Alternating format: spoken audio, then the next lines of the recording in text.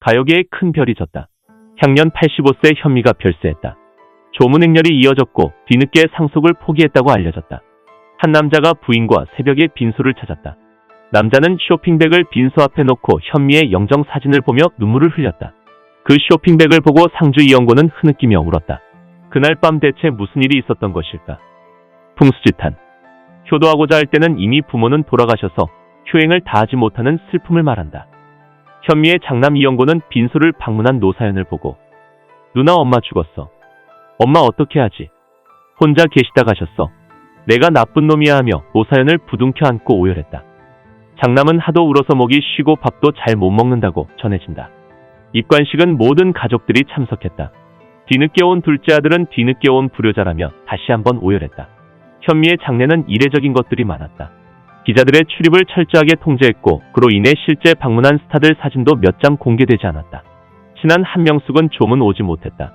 한명숙은 걷지 못하는 상황이다. 현철도 다녀갔다. 현철은 건강이 안 좋다. 도움 없이는 혼자 걷지 못하는 상황이다.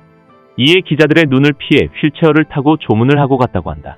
현미는 당시 천재 작곡가로 불린 이봉조와 인연을 맺게 됐다. 이봉조는 1956년 노전숙과 정식 결혼의 가정이 있었다. 노전숙은 이화여고를 졸업했고 이화여대를 입학했지만 졸업은 못한 재원이었다. 1957년, 1958년 연년생으로 두 딸을 낳았다. 둘째 딸을 낳았을 당시 사람들이 알려주기를 남편에게 여자가 있다고 전해들었다. 노전숙은 현미에게 찾아가 사정사정을 했다고 한다. 아이가 있다 관계를 정리해달라. 그러자 현미가 딸만 둘 있으시댔죠. 제 일은 알아서 합니다. 라는 말을 하고 사무실을 나갔다고 한다. 노전숙은 그 후로도 여러 번 현미에게 애원했지만 아무 소용이 없었다고 한다. 현미는 이봉조와 사실혼 관계를 유지하면서 큰아들 이영곤과 둘째 아들 이영준을 낳는다. 현미가 큰아들 이영곤을 1962년도에 낳았는데 본처 노전숙도 같은 해 아들 이영대를 낳았다. 현미가 둘째 아들 이영준을 낳은 후에 노전숙이 막내딸 이지수를 낳는다. 결론적으로 이봉조는 동시에 두 집 살림을 했고 본처인 노전숙도 남편에게 여자가 있다는 것을 알고 있었다. 현미 역시 이봉조에게 본처와 자식이 있다는 사실을 알고 있으며 함께 살았다. 현미 측 입장은 이랬다. 현미는 나한테 총각이라고 해서 연애를 시작했는데 나중에 보니 딸이 둘리는 유부남이었다. 26살인데 유부남일 줄 어떻게 알았겠느냐 고했다. 그 사실을 알았을 땐 이미 현미 뱃속에도 아이가 자라고 있을 때였다. 이봉조는 현미를 선택했고 두 사람은 아들들을 낳으며 결혼 생활을 이어갔다. 하지만 그 후 이봉조는 전처와의 사이에서 아이 2명을 낳고 두 집 살림을 했다. 두 집 살림을 알아챈 현미는 이봉조와 이혼했다. 현미는 빈 털터리로 나왔다. 두 아들을 먹여 살리느라 야간업소를 전전하며 바쁜 탓에 두 아들이 커가는 것도 지켜보지 못했다고 한다. 현미는 행사만 뛰어도 몇백만 원의 수입이 있었다. 하지만 용산구 자택은 20평도 안 되는 새방이었다. 그녀가 번 돈은 다 어디로 간 것일까? 현미는 두 아들을 초등학교 시절 미국으로 보냈다. 두 아들은 엄마의 품을 떠나고 싶어 하지 않았다고 한다. 이봉조와 함께 살 때도 아이들은 집에 둘 뿐이었다.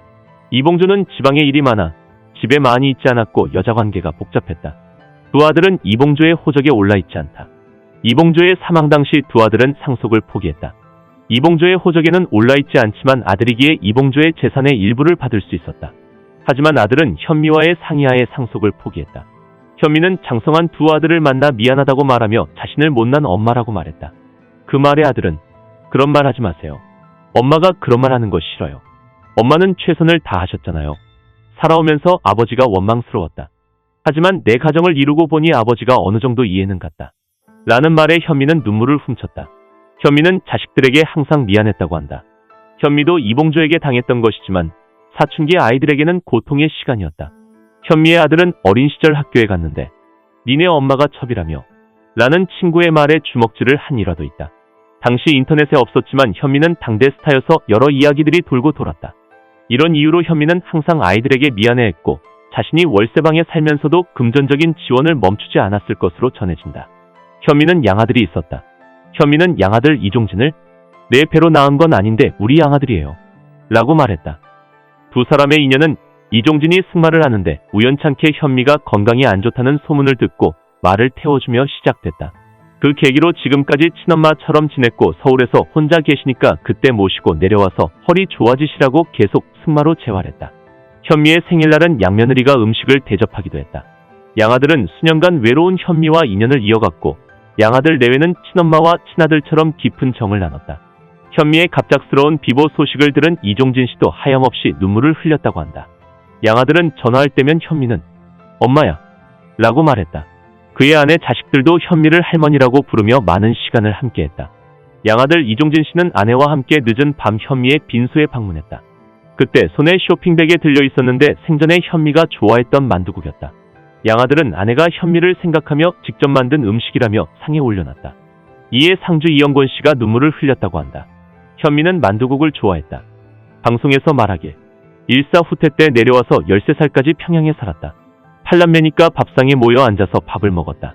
이북은 만두가 유명하다.